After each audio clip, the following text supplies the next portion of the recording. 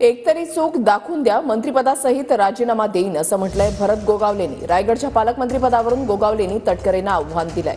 तुम्ही व्यवस्थित राहिला असता तर आम्ही विचार केला असता असं गोगावलेंनी म्हटलंय। तुम्ही असलियत दाखवली, आता आमची असलियत बघा असं आव्हानच गोगावलेंनी दिलंय।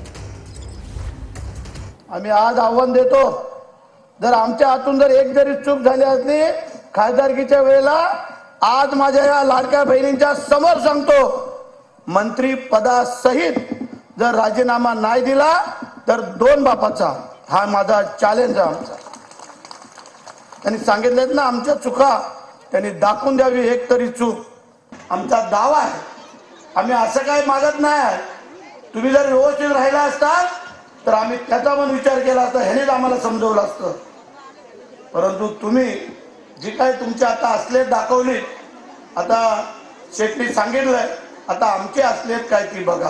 कारण आमची पद्धत आहे, पाय लागला आम्ही पाया पडतो, जाणून बुजून कोणाला पाय लावत नाही। पण आम्हाला जर कोणी पाय लावायचा जाणून बुजून प्रयत्न केला तर बाकी त्याचा जय महाराष्ट्र केल्याशिवाय राहत नाही, हा आमचा पण शब्द आहे। भरत शेटने असं विधान करणं मलाच खरं तर कळू शकलं नाही। आपण म्हटलं तसं बल्लाळेश्वर मंदिरामध्ये येण्याची त्यांनी हे केली। माझी अनिकेत तटकरे म्हणून तयारी आहे। दक्षिण काशी म्हणून ओळखल्या जाणाऱ्या हरिहरेश्वर मंदिरात सुद्धा माझी येण्याची तयारी आहे।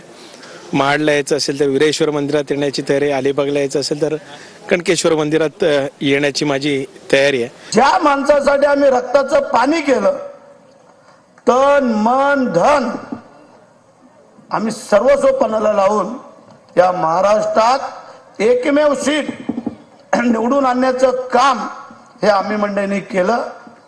आणि ते जर विसरत असतील त्याच्यापेक्षा दुसरं काय असू शकतं। कणकेश्वरच्या मंदिराची आख्यायिका अजून त्या लोकांना माहिती नसेल,